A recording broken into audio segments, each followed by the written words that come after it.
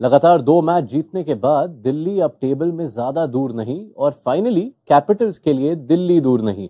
Season में पहली बार वो खेलेंगे अपने ओरिजिनल घर में दिल्ली में और सामने होंगे सनराइजर्स हैदराबाद। मैच का प्रीव्यू करने के लिए हमारे साथ जुड़ रहे हैं Wasim Jaffer. Sir, thank you for your time.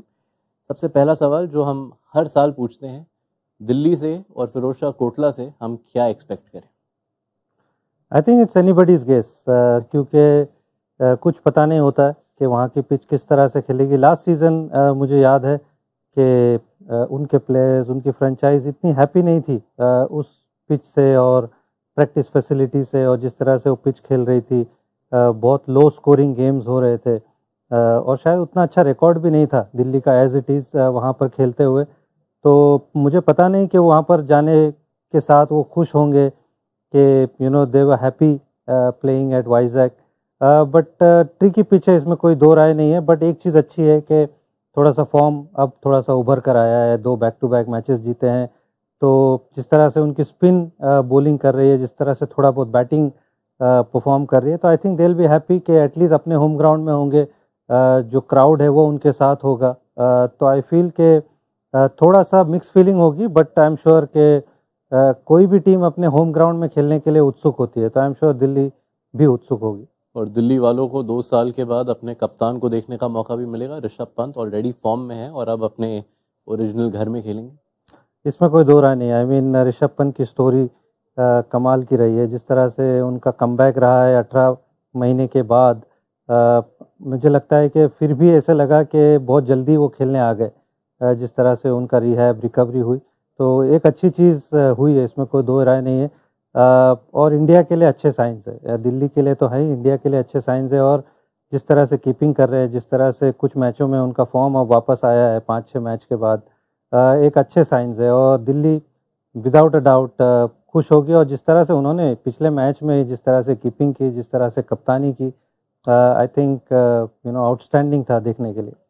खुश होना ज़रूरी है दिल्ली का, क्योंकि जैसा वसीम सर ने बताया, पिछले साल 7 में से सिर्फ 2 मैच जीते थे दिल्ली में खेलते हुए। लेकिन उस पिच के टॉपिक पे वापस जाते हुए सर, अगर ये स्लोअर सरफेस हुआ तो इन अ वे एक राहत की सांस, क्योंकि ये जो बैटिंग लाइनअप है इनके सामने सनराइजर्स हैदराबाद, उनको रोकने के लिए आपको शायद स्लो पिच की ज़रूरत पड़ेगी।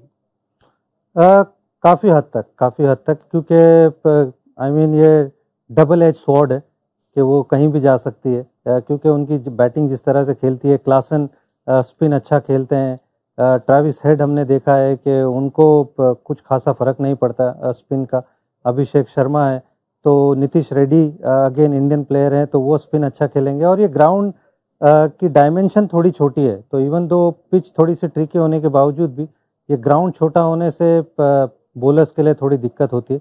बट आई एम श्योर, मुझे ऐसा लगता है कि शायद अच्छी पिच हमको देखने को मिल सकती है, क्योंकि जब इतनी सारी बातें हुई है, इतना सारा कुछ हुआ है, तो आप नहीं चाहते कि आपकी होम टीम जो जीत कर आ रही है वो मोमेंटम लूज़ कर जाए अपने होम ग्राउंड में। तो आई एम श्योर मैनेजमेंट की तरफ से वो शायद मैसेज गया होगा कि अच्छी पिच बनाई जाए और अच्छा क्रिकेट देखने को मिले। ये जो 2 जीत आए दिल्ली के लिए बैक टू बैक, इसकी नींव रची उनके गेंदबाजी ने। And the peculiar thing is all Indian bowling attack दोनों मुकाबलों में।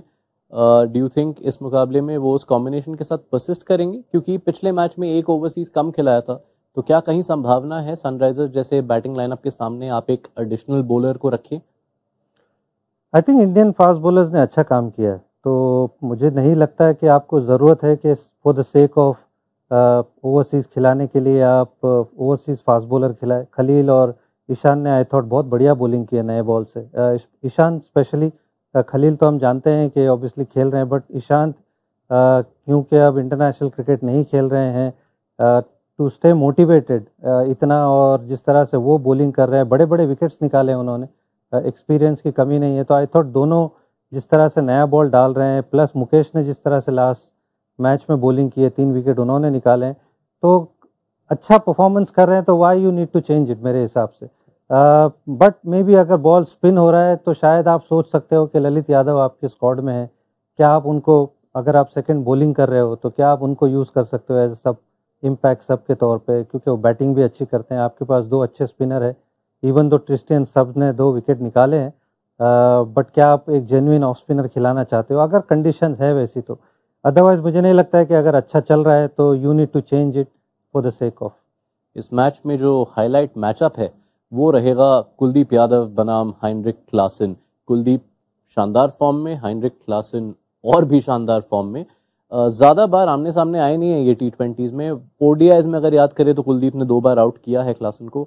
क्या उम्मीद लगाई जा सकती है इस मैचअप से और क्या प्लान्स लेके आएंगे Kuldeep to try and stop Klaasen? I think अपना बेस्ट बॉल डालने की कोशिश करेंगे। एक अच्छा मैचअप होगा, इसमें कोई दो राय नहीं है। जैसे मैंने कहा कि एक छोटा ग्राउंड है तो चैलेंजेस स्पिनर के लिए बढ़ जाते हैं कि वो अगर आप उनके हाफ में वो बॉल देते हैं और अगर थोड़ी भी शॉट गिरती है तो क्लासन वो बल्लेबाज है कि वो बैकफुट पे भी आपको आसानी से छक्का लगाते हैं। तो वो लेंथ बहुत इंपॉर्टेंट हो जाती है किसी भी बॉलर के लिए। तो अगेन वो मैचअप बहुत इंपॉर्टेंट होगा। आप चाहते हो कि जिस तरह से कुलदीप ने पूरन को आउट किया तो वो शायद कोशिश होगी कि क्लासन को आउट करे। तो कहीं ना कहीं SRH की टीम ऐसा लगता है कि उन पे भी काफ़ी डिपेंडेंट होती है। इवन दो ट्रेविस हेड ने रन बनाए हैं, अभिषेक ने रन बनाए, बट वो क्लासन का फैक्टर बहुत इंपॉर्टेंट है कि वो मिडिल ओवर्स में आके जो उनको मोमेंटम देते हैं। तो दिल्ली बिल्कुल ये सोच रही होगी कि कुलदीप यादव वो फिर से वो जादू दिखाएं अपना। मुझे याद है 2018 में शायद क्लासन ने बड़ा अच्छी तरीके से खेला था। कुलचा का जो पैर था वो रिवर्स स्वीप वगैरह देखने को मिले थे। तो वो साउथ अफ्रीकन टीम में शायद क्लासन ही एक थे जिन्होंने अच्छे से खेला था। तो आई थिंक ये बहुत इंटरेस्टिंग मैचअप होने वाला है। कौन है फेवरेट्स आपके लिए? I think SRH without a doubt, क्योंकि जो मोमेंटम में खेल रही है। बट दिल्ली को कम आंकना मुश्किल होगा क्योंकि जो मोमेंटम वो लेकर आ रही है, अच्छी टीमों को हरा के आ रही है, अपने होम पे खेल रही है। तो आई थिंक एक इंटरेस्टिंग मुकाबला देखने को मिलेगा। बट SRH मुझे लगता है लिटिल बिट ऑफ एज। तो थोड़ी सी एज देते हैं वसीम जाफर सनराइजर्स हैदराबाद को। आपको क्या लगता है कौन जीतेगा ये मुकाबला, हैदराबाद या दिल्ली? बताइए हमें कमेंट सेक्शन में और जुड़े रहिए क्रिक इन्फो टाइम आउट हिंदी के साथ।